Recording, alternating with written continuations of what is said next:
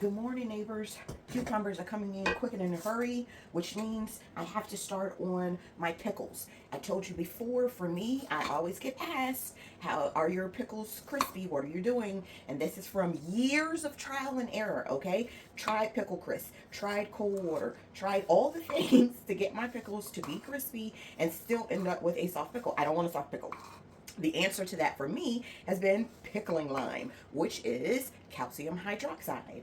It is a solution made up with water and the actual pickling lime, a solution that we're going to soak our cucumbers in for 24 hours to ensure crispiness. Now, I'm sure there will be somebody somewhere, some study saying, ew, no, don't do that, it's going to kill you.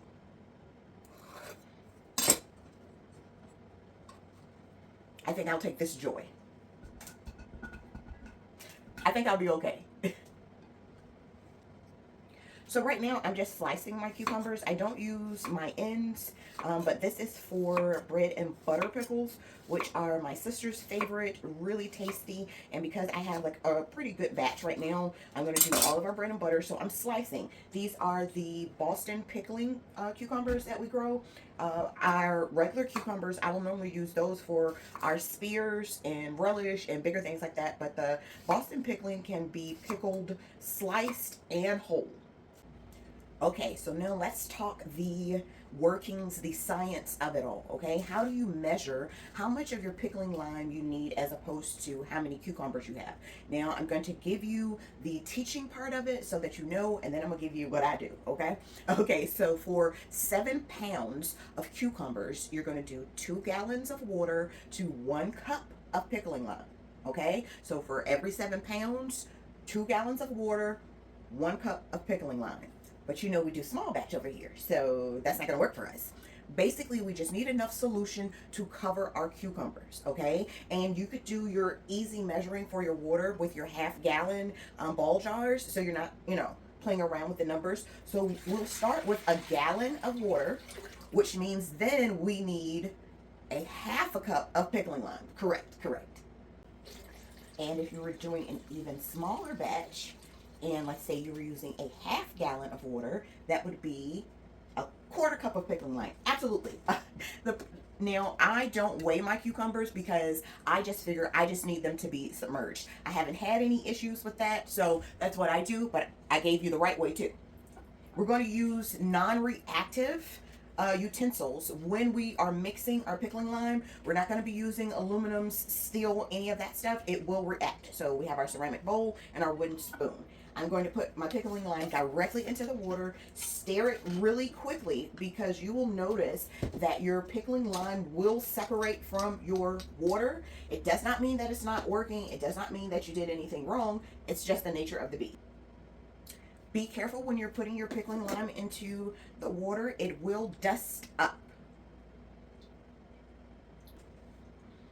All right, now that this is mixed up, you see how milky that is? It will not stay that way, but you're still okay. And we're just gonna pour that right over our cucumbers. I am using, this is a container from the Big Box W store. This is really good for like my pickling and that type of thing. It holds 2 gallons and it gives me enough space. So as you can see, our cucumbers are good and submerged. Yes, you'll have some floaties on the top. It's okay because they have enough contact space. If you want to, during the 24 hours while it is sitting, you could come and stir around to remix your lime and to make sure that all of your cucumbers are down in there. I'm gonna put the lid on. You can cover it with a cloth. Since it's only going to be 24 hours, the only thing that you're really worried about is fruit flies or nets, that type of thing, but you could go uncover it for those same 24 hours. I'm going to put this to the side, and I will see you in 24 hours. Okay, so it's been 24 hours. You see how our water looks back clear, and then we have a layer there? It's still the solution in the water. Now, let's get to the part that probably is a little more involved, but not too much. Come on, to the kitchen we go. Okay, you will also notice that your water may have a little bit of the green color in there, which is all fine and well. We're going to pour this off. You'll notice that your cucumbers may be brittle. Okay? Be very careful. So we're gonna rinse all of this out. We're gonna fill it with clean water and we're gonna let it sit for 30 minutes. We're gonna do that 3 times, okay? So you're gonna pour off the water, fill it with clean cold water, 30 minutes. Pour it off, clean water, 30 minutes. Pour it off, clean water, 30 minutes. And then they'll be ready to go right in your brine for your pickles. Now you may be saying to yourself, Self, why do we have to rinse it so many times?